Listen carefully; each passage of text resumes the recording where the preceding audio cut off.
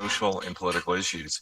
More than 1,000 prominent guest speakers have appeared before the club over the past century, and they've established a strong tradition of excellence. And I'd like to extend a warm welcome to the students from NYU Stern School of Business, Rutgers University, and Mercer University, who are joining us virtually today, as well as members of our largest ever class of 2023 fellows, a select group of diverse, rising next-gen business thought leaders. And for club members, as a reminder, applications for our 2024 Fellows Program are now available on the club's website.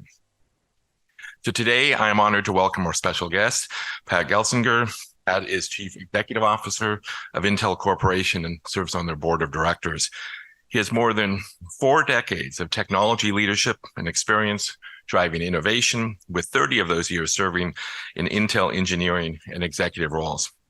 And as Pat and I were talking this morning, he was leading the team that developed the chip that allowed me to write my dissertation 30 years ago. So definitely important contributor to my own career.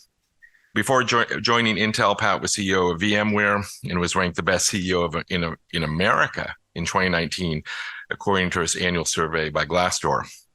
Now, Pat began his career in 1979 at Intel, becoming its first chief technology officer, and also serving as senior vice president and general manager of the Digital Enterprise Group. He managed the creation of key industry technologies such as USB and Wi-Fi, was the architect of the original 46 processor, and led 14 microprocessor programs, played key roles in the Intel Core and Intel's Xeon processor families, leading to Intel becoming the preeminent microprocessor supplier. Pat holds 8 patents in the areas of VLSI design, computer architecture and communications, is an IEEE fellow, serves as a member of the National Security Telecommunications Advisory Committee, and sits on a number of councils and forums. So the format today we'll start with opening remarks from Pat, followed by a conversation that I'm honored to be moderating. Now, as a reminder to everyone, this conversation is on the record, and we do have media on the line and in the room. So without further ado, please, everyone, join me in welcoming Pat to the stage.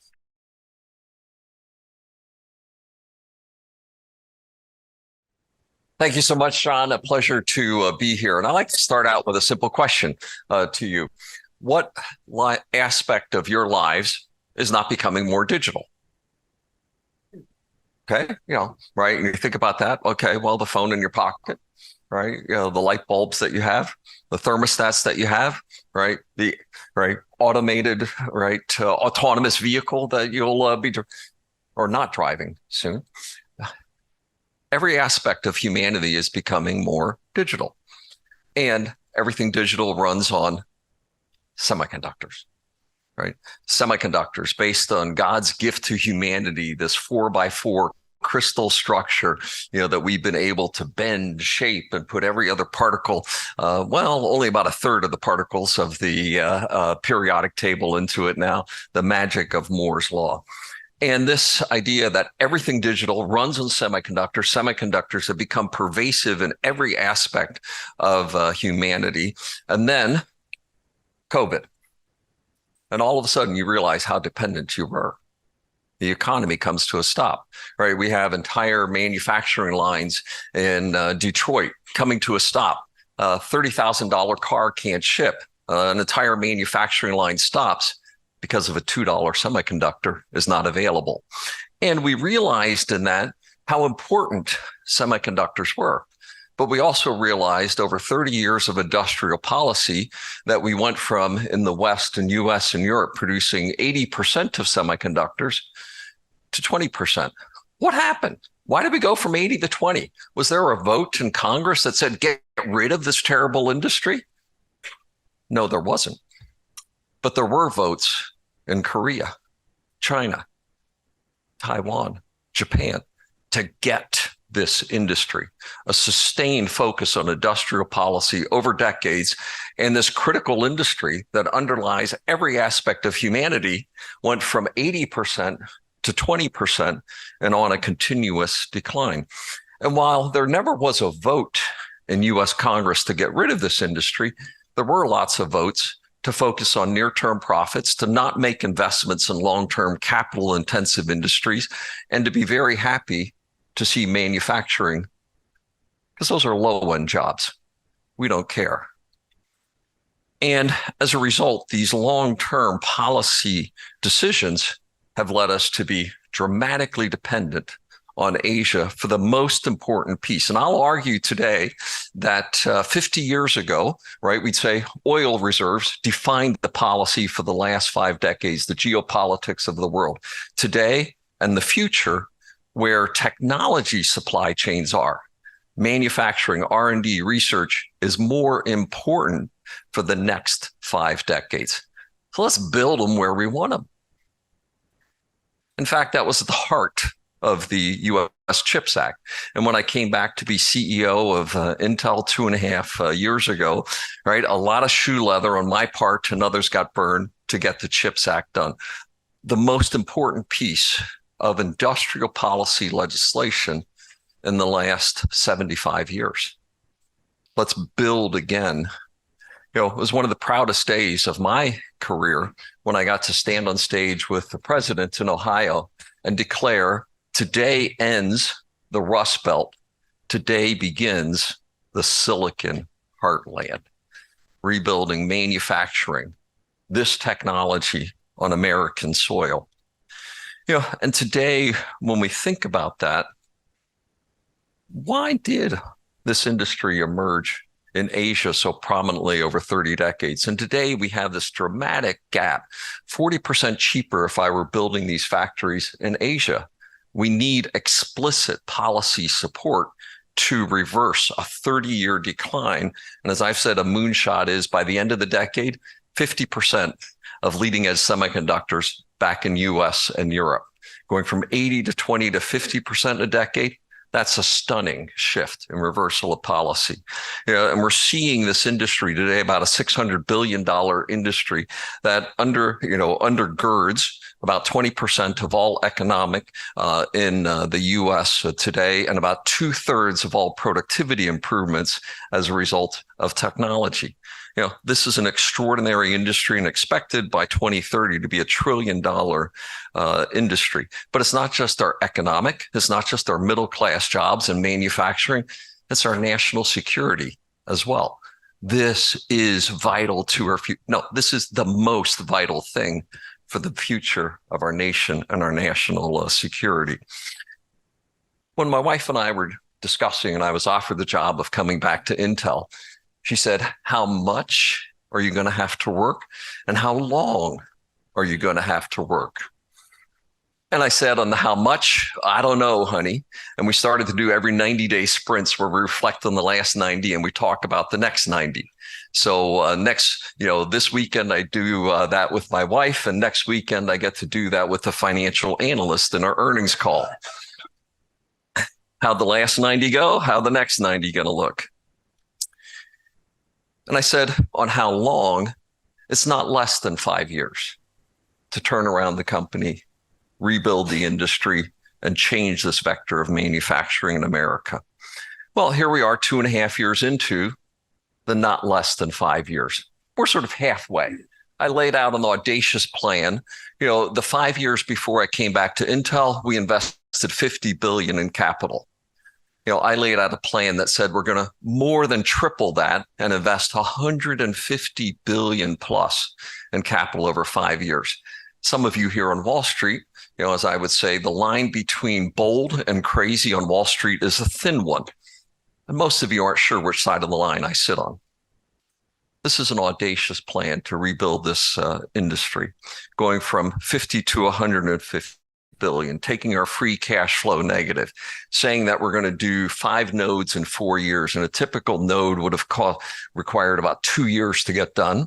And we said we're going to get 5 of them done in 4 years, a decade of work in 4 years, double time to go building back. And here we are halfway through the journey. And I'm happy to say, on track. We're getting it done. And as we look to the future, right, I'd say, COVID was a big wake-up call for us. But as we think about things like AI and generative AI, they all have one common thread underneath them. They're all built on silicon, right? And probably what will be the most dramatic productivity economic boom for us will be, again, driven by silicon. And thus I've termed, created a new term for this period of economy in front of us. So maybe we'll change the name of the club. The siliconomy, the silicon-based economy for the future. So I'm a happy member of the siliconomy, and unbeknownstly, so are you.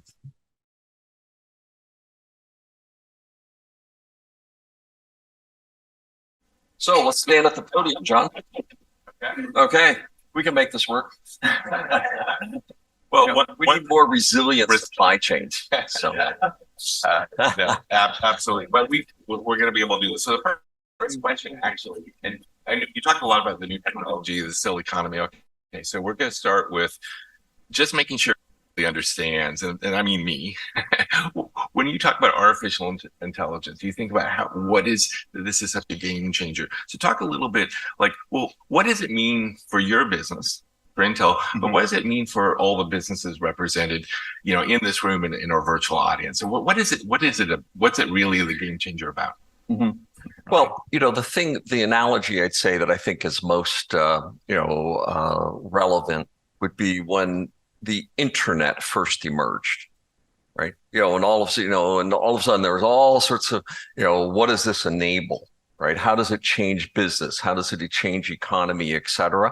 We didn't even know quite what a web manager was at one point. Well, now it's of course a critical part of your leadership team, everybody, right? So on. And I think AI has that same dramatic transformational impact, whether, and it will go across, and I think uniquely with AI, it will wash across the white collar assignments, whether that's legal, financial, right, so on. But it truly will transform. All of a sudden, vision, audio, natural language processing, productivity gains, right, will just be extraordinary as a result of AI. And we're seeing, very strong evidence, that different classes of functions are only 10,000 times more productive when done on AI systems. And anytime there's a 10,000x improvement, there's money to be made, but dislocation will occur as well. And for our business, we've said, our job now is to put AI everywhere. It's not just these ultra high-end training machines, that we're seeing lots of discussion on, and AGI, artificial general intelligence kind of systems, but it's how do we permeate it everywhere? So, at our recent innovation conference, we described the AI PC. Andy Grove called the PC the ultimate Darwinian device. So how do I make it the AI PC? Right. And one of the things we showed was the PC locally is now able to record everything that you do, every phone call, every Teams or Zoom's call that you're on, every web page that you saw. And then you say, when did I speak last at the Economic Club? And it will give you a full summarization of that event, right? Put it on your calendar, right? Schedule the next thing and remind you of all the things that you saw that you were there. For me personally, I have a disability. My family is hard of hearing. I'd like you to see my neural network on my AI, is built into my hearing aid, right? So it will permeate every aspect of your respective lives, from the smallest things that you do, to every web page, every web search will become an AI powered web search, and we'll be building it into every product that we build. Question for, as an economist. So I guess my question is this going to lead to a huge investment boom like we saw in the 90s and 2000s with the internet and internet driven business, or is this going to be more of a kind of a gradual process of developing new technologies and productivity improvement? So is this going to be like this huge wave of change that happens in the next few years, or is this something you think is going to last long? I think the AI cycle, much like the internet cycle, will introduce 2 decades, of fundamental disruption, right? And there's going to be, the Gartner hype cycle will be alive and well, right? There's going to be, booms and busts and valleys and so on. I like to joke that when I was designing the 8046, and that's, this chip here I have on my lapel, I started, and this was in 1986 when I was architecting the 46. I said, we're going to make the 46 a great AI chip in 1986. What happened for the next 40 years of AI? Nothing. And then all of a sudden, the data got big enough, the compute got good enough, the algorithms got refined enough. And now we've had 6-8 years of extraordinary momentum where now AI vision systems, AI voice systems, AI inferencing, right, is better than humans can do on those same tasks, right? And it was an overnight 30-year success, right? It just took that much time to curate. And I think now we have a solid at least decade, if not 2 decades, where there's going to be investment cycles, new companies born, companies that embrace AI, and ride its growth dramatically, and I believe this will be the driver of economic growth, dislocation, and investment for at least a decade, more likely 2.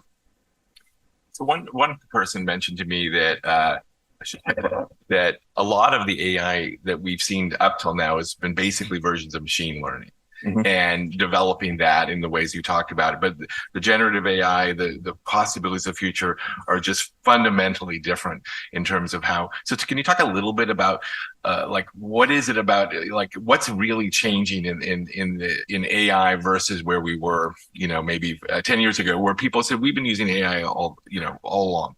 Yeah.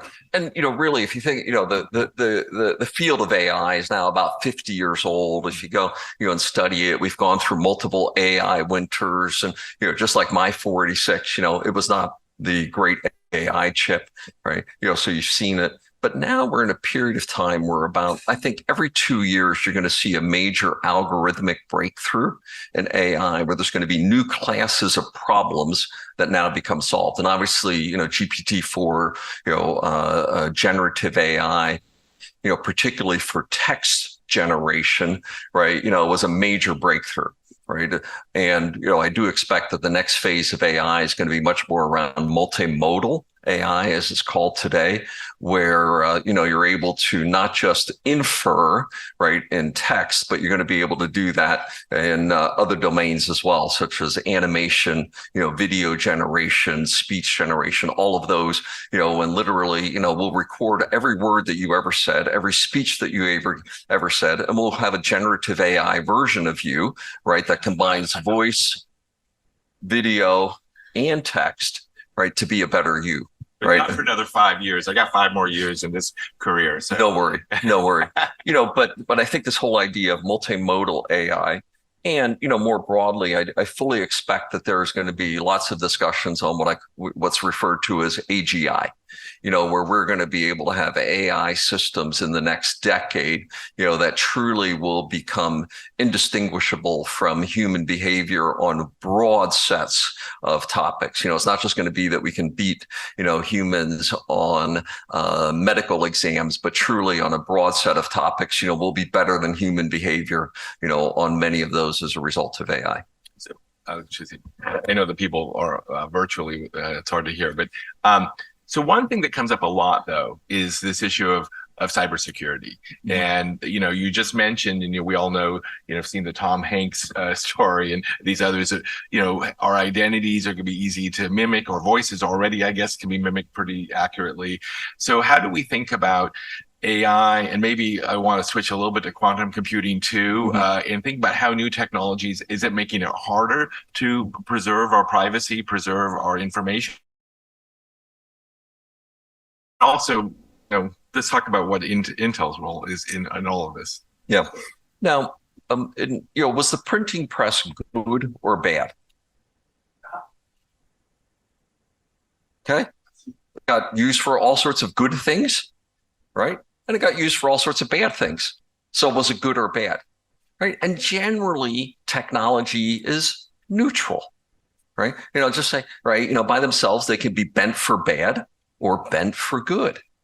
And our job as both technologists, scientists, as well as policymakers is to be constantly bending them for good, right? And I would say any time that we can't show that it is a good outcome, for humanity, the engineering ain't finished, right? We have to be able to demonstrate, if I let the autonomous vehicle go wild on the road and it's breaking laws, right? Putting people at human risk, the engineering's not done, right? And in that regard, right, and today there's technology available, and that I can do deep fake detection with high 90s probability.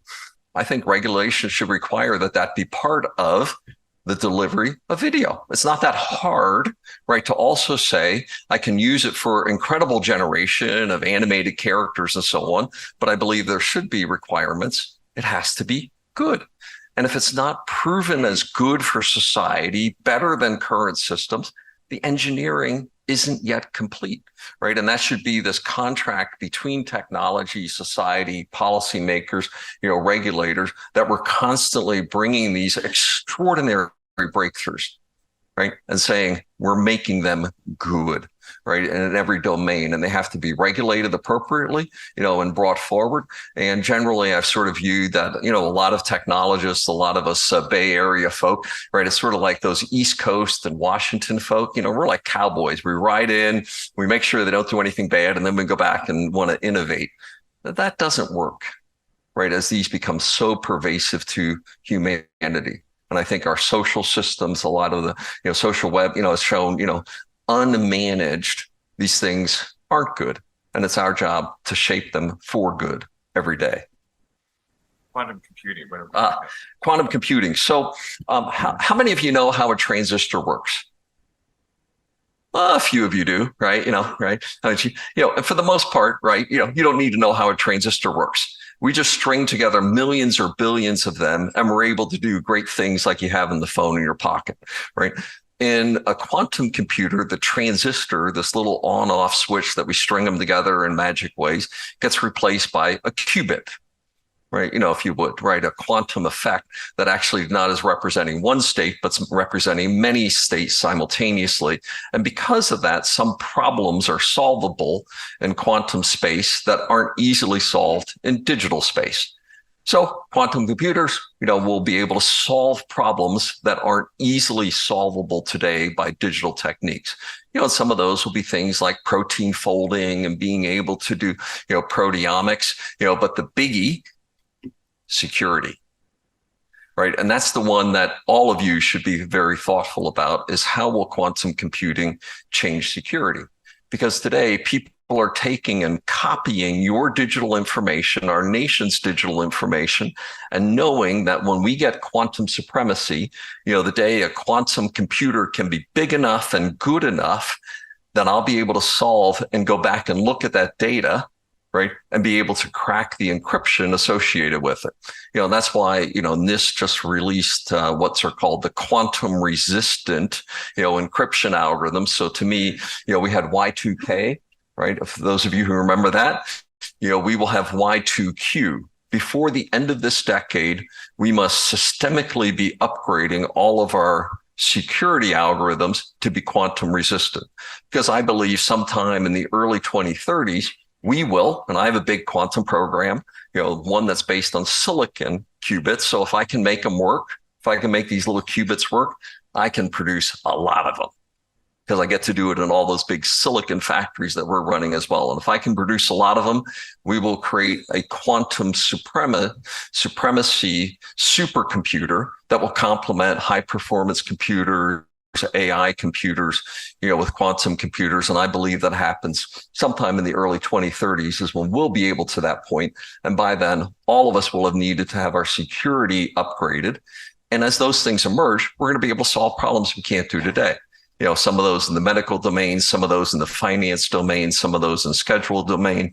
Quantum computer will be a major new breakthrough, just like the transistor was 75 years ago. So I think it's... Oh, and by the way, but it won't replace the transistor, because most of you are not going to carry around cryogenic coolers in your pocket, right? And when you see a big quantum computer, right, it's really not, it's just a fancy air conditioner with a little quantum thing on the bottom of it. So don't worry about it. It's not as cool as it looks.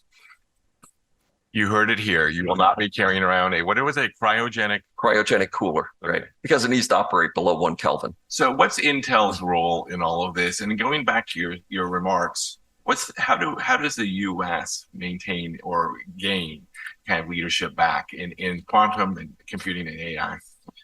Well, first on a lot of these things, there was a book written, a friend of mine, Kai-Fu Lee, that described that the U.S. already failed in the AI race. That was published, 7, 8 years ago. And did we fail in the AI race? No. Every great AI innovation has emerged from US and democratic society, right? And basically the argument was that they had more data and, in their society and, China and government policy, they were going to be able to harvest that data more effectively. And what we showed in the AI race so far was that an open, innovative, research-oriented society won. So we have the data, we have the computing, right? We have the algorithms, right? So we've won all of the major steps in AI so far. And when I think about semiconductors, right, it's that same innovative research, but in semiconductors, you must manufacture as well. And that's what we lost. Our industrial policies versus those of Asians led for all of manufacturing, to move outside of the US. These are great jobs. This is so important. And if you want to stay ahead in the race, right, of technology, we must be investing in research, long-term research. I think we have to change our immigration policies. If the world wants to send us their best and brightest, let's say yes to them staying.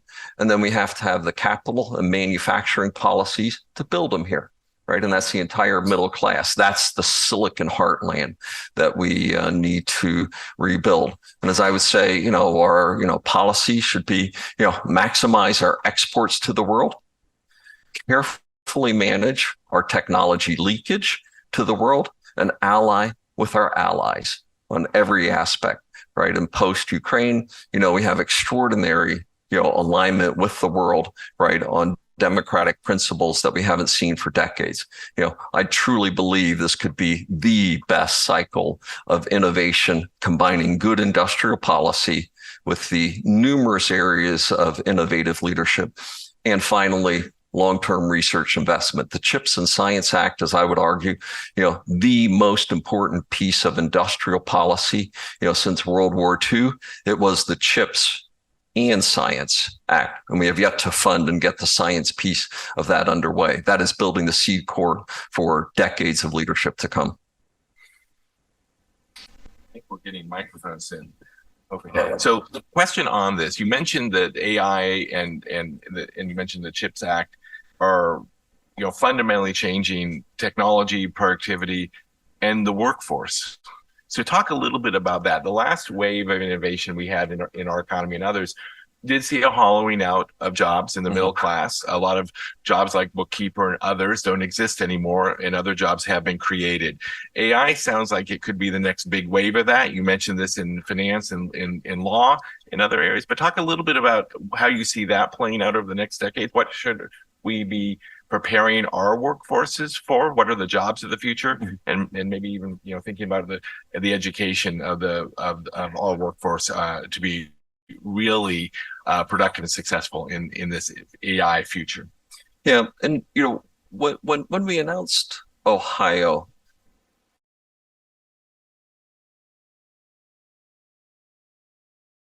in the nation, right? Because essentially the tech boom affected the coast, not the center of the nation.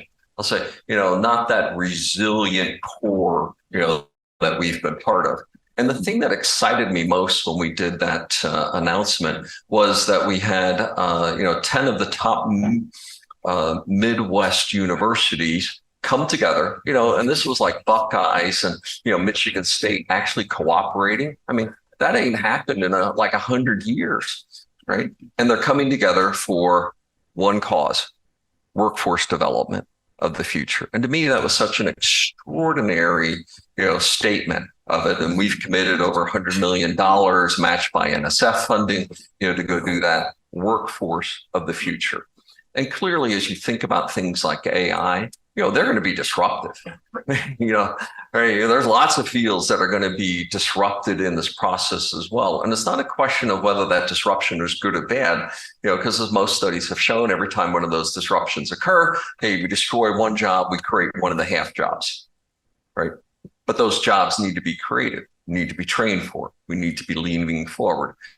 And I do think this idea of workforce development across the spectrum of jobs. And to me, that's why bringing construction, manufacturing, this is from entry-level union workers. Today I have 6,000 construction workers in Ohio. I have 5,000 construction workers in Arizona. Today they will create on the order of 3,000 jobs for technicians at both of those sites, as well as the highest end bachelor's, master's, and PhD research work that occurs on. We must be bringing back not just the super high end disruptive, right, technologies, but across the workforce spectrum. And that requires explicit policy on long-term workforce development across the spectrum, from high skilled trade workers, all the way through the best research PhDs on the planet. So, and when you think about how this all kind of fits together with the kind of the broader contours of some deglobalization going on and fragmentation in the global economy, and obviously the efforts and last I think I want to mention here in this question is efforts about the green transition. How does this all fit into a world, the kind of the broader geopolitical kind of considerations are happening around us? Yeah, one of the standard things that I've said is we need globally balanced, resilient supply chains. It's not like we're going to move supply chains out of Asia, right? But to say that I have a single port, right, that stops the world economy, that's not okay, right? To say that I have a single island, right? And just think about how precarious the situation with Taiwan is, right? They're entirely an oil nation, right? That has less than 4 weeks of oil reserves on the island. Right. We've only seen the Taiwan Straits blockaded 5 times, I think, in the last 17 years. 2-week blockade, the island's browned out. What does that do to your semiconductor supply chains? Right. We need resilient supply chains. And that doesn't mean they're not interdependent, right, with global supply, but we need resilience, balanced supply chains, for the future. And those supply chains has to be in Europe, have to be in Asia, and must be in the Americas, the 3 great economic axes of the world. So building that resilient supply chain of the future is at the heart of what we're doing. In parallel to driving the US CHIPS Act, I also helped to create the EU CHIPS Act. They started a year later than us. We may see the first funds dispensed from the EU before the US CHIPS Act funds. We're just saying. But the agenda is globally balanced, resilient supply chains for the world, for those critical minerals, the critical technology supply, and of course, fabrications. And if you move a fab, one of the, I had this fabulous day when we announced the Gordon Moore Research Park. And for those of you in the industry, Moore's Law, Gordon Moore, we named our key research location, right, in Oregon after him, and, the Gordon Moore Park. And they gave me, right, the governor and the 2 senators from Oregon gave me a picture when we were inaugurating that, that showed the site 50 years ago before Intel and the site today. It was a little farmhouse, and today it is a technological metropolis, right, of not just greater than 60 billion of Intel's capital at our Oregon location, but over 120 companies that now surround us in that area. Chemicals companies, cloud companies, technology innovators all around us. This is building those hubs, that become the spawning places, right, of innovation, job creation for the future, resilient supply chains that are interconnected, but able to meet the core economic and national security requirements of each of US, Europe, and Asia, respectively. Okay, I think I've got this mic working, but your mic, I'm not sure. Let's see. No, so I think you're where where the show must go on. But I got a mic here, so this might be a little easier, at least for me. So we've talked a lot about technology. We've talked about AI. We've talked about quantum computing. We've talked about the global landscape around technology and productivity. So maybe we turn it maybe back to you and your leadership journey, and talk a bit about how describe your leadership journey and your style. You said you've had, I think you said or I said 4 decades of experience, and now in this role for the past 2.5 years. So talk to us about that. Yeah. I'm an embodiment of the American dream. Both of my parents were first through eighth grade, no high school education, farm kids. As I was growing up in Pennsylvania, we lived in the one-room schoolhouse that my dad went to school in. And that's today where my mom lives in that house. When I was growing up, right, they said, go to school, get your PhD. I don't think mom or dad even knew what a PhD really was, right? But it was get school, get education, don't be a farm kid like we were. And that began a journey. I became a technician at Intel at 18 years old, and skipped my last year of high school, moved to California as an 18-year-old kid, right, to work at Intel in microprocessors, at the lowest rung that you possibly could, right, in the company. And then I wrote my own personal mission statement in my 20s, and I says, I want to become CEO of Intel. An audaciously ridiculous thing to say. And for 10, it was just something crazy to write down. And then in my mid 30s, it became, maybe this could be true. And as I met with Grove, Moore, and Noyce, the trinity of Silicon Valley, as I called it, the people that put silicon into Silicon Valley, maybe I can do it. And I became what I called the armchair quarterback, right? Every day saying, could have I said what Gordon said? Would have I said what Andy said? Would have I done what Robert did? Right. And that drove me. And then when I was pushed out of Intel, right, 13 years ago, it was the most devastating day of my career. And then I went to EMC and then to VMware. And I was outside of Intel almost to the day of how long Steve Jobs was out of Apple. Growing, maturing, learning new leadership skills. And now 2.5 years back as the CEO, I came back to restore the iconic Intel in honor of Gordon, Andy, and Robert. Secondly, was to rebuild its position with the technology industry.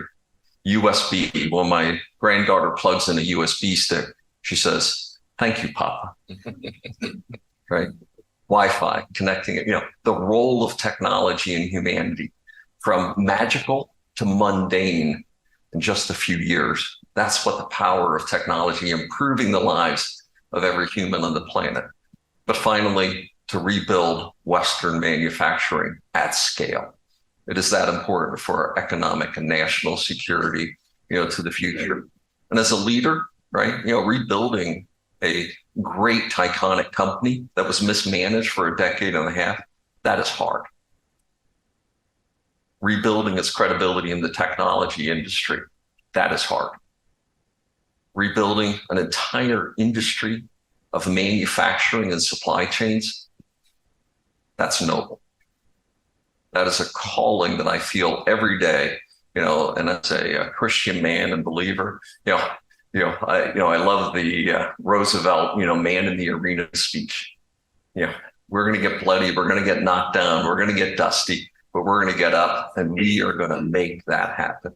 And that's the vision I tell. I said, if you're part of my team at Intel, you are here for one purpose, to make that mission true each day. And I think the role of a leader, right, is to be clear-minded about the hard, but also consistently, purposely, relentlessly describing the mission, vision of the organization and how truly humanity depends on what we do every single day.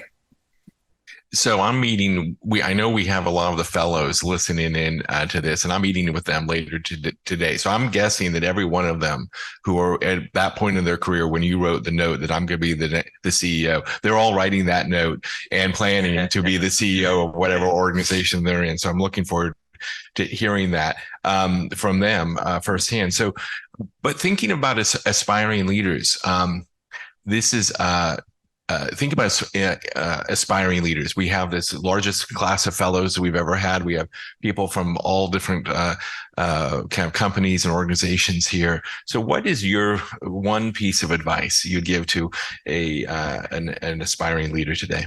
So the simple phrase I've used is you need a career map, MAP, mentors, right? You need people that are here to make you better. Right. And that's why sessions like this are so, useful for some of us old codgers to, engage with some of you, young potential. Andy Grove became a mentor of mine in my 20s. And as I described, mentoring with Andy Grove was like going to the dentist without Novocaine. He was hard. He was demanding. Right. I worked with him for 35 years. I mentored with him. Over that 35 years, he complimented me 4 times. I have them all written down, notarized in my files. But that's the kind of people that you need. People to make you better. Everything that God meant you to be. Second, audacious goals. Right. Things that are truly way bigger than you can accomplish yourself, but that are going to drive you. And then finally, as I say, P, live in your passions. What are you passionate about? Find it, do it every day. The days are short and the career is fulfilling if you live in your passions. So every one of you needs a career map. And so one thing that, I also hear from people starting out is this sense that I have to figure it all out at the very beginning. And it sounded like you started when you were 18 as a very entry level job. But what's your advice to people like me, where when I was in my 20s, I didn't know what I wanted to do. I knew I had some passion around public service. I had some of these things, but you talked about mentors, but what other advice about helping people figure out kind of what's the path forward? Well, in a technology driven world, the idea that you're going to you're going to go to school for 10 years, you're going to work in a field for 30 years and you're going to retire, right? That is gone. And instead, what you will experience is a shortening career span in a lengthening career duration, right? Where, right, you may be in assignments in 5, 7, 8 years, and then you're moving on to the next dramatic thing. As I look at my leaders, as I'm trying to develop them, I want them to have a team, right? I want them to have depth, substance, leadership, distinguished in their field, and then a curiosity for every other domain that they interact with and learning skills and adjacent and other areas as well. So I would say each one of you, in whatever role that you may be in today, distinguish yourself in that capability, but then be also preparing for the next thing you want to do. My career journey at Intel, I only had one objective when I started as a technician. I wanted to be the engineer on that side of the table telling the technician what to do. And then I wanted to be the engineering manager telling the engineer what to do. And then I wanted to be, the director telling the engineering manager what to do, right? Careers are not these linear things, right? I spent more time as a social leader, right, in the last 2 years. I mean, I had to go back to school on how the House and the Senate worked. And then I learned how they didn't work, right, when I was trying to get the CHIPS Act done, right? Whole new domains of leadership. But what extraordinary opportunities to build careers from wherever you are. And it's a journey, right? With it, enjoy the journey, right? Be fulfilled every day. And when you're not being fulfilled and challenged, time for the next thing. So speaking of being challenged, you mentioned the past 2.5 years, you've been CEO of Intel. You just described how you had audacious plans, you had transformative approach, basically reversing courses, how I would summarize what you said for an organization that's been around for a very long time. So to talk a little bit about how have those, from your point of view, I think this was the job of your dreams. This is an organization you care deeply about. But how do you feel about these last 2.5 years, and how you're going to, get your next 2.5 years to be successful? Well, when we think about, what we've done, we basically, right, laid out, right, a 5-year journey to create what would be the most capital intensive build out, potentially in any industry in any time ever, right? In that period of time, and when I stood in front of Wall Street and said, we're going to take the company free cash flow negative, we're going to lose money, right? We're going to put a debt on the balance sheet, and if you didn't get the message of the new strategy, we're going to do that for several years in a row, right? And what was Wall Street's reaction to that? Not particularly positive, right? Associated with it. Well, here we are halfway into the journey, right? Starting to show life, starting to show some momentum associated with it. The engineering is back. We're getting, the best transistors to be built, and Intel has invented every transistor breakthrough for the last 30 years. We're doing that again. Getting back to leadership, we've opened major manufacturing. Our engineering execution, is getting back to what it was before. So here we are. I'd say halfway through the journey. I give us a passing grade, right? Not an A, but we're no longer an F. And against that, we'd say it was a 5-year journey, right? And if you're going to grade us on the 90-day shot clock, okay, we're going to be a failure, because it's a 5-year journey, right? It's that hard to rebuild and shift industries. And I do think we've made tremendous progress in that period of time. Every product that we've had on the roadmap is on or ahead of schedule. Every process technology that we described is on or ahead of schedule. Others are stumbling to build manufacturing. We're accelerating those manufacturing build outs. We are a passing grade, but we aren't here to be passing. We're here to be exceptional. And that's going to be a couple more years. And one of the things you mentioned is a lot of the companies who are doing the research and development in AI and in some of these other innovative spaces, they tend to be in the startup world, very small, very nimble, agile companies. Intel is a huge, big company. You're focused on enormous investments, enormous kind of building out the company's capacity. So how do you stay nimble and competitive with this Silicon Valley kind of mentality? Yeah. And it's interesting because right now, every one of those startup, nimble, tiny AI companies is needing to partner with a big company, because building these big training environments is billions of dollars to create the biggest supercomputers that have ever been built on Earth. Right. We are going to see the explosion in compute capacity. And if you think about that, today, about 4% of the Earth's power is used in IT.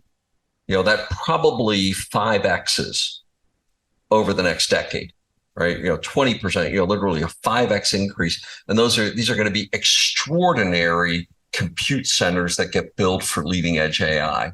So it is, how do you partner then to say, we have the capital to go build the fabs and these massive data centers with these innovative, creative, new algorithmic, domains and the new industry disruptions that will occur. So, being developer centered, being and having the Intel Capital investment arm has always been a critical aspect of it.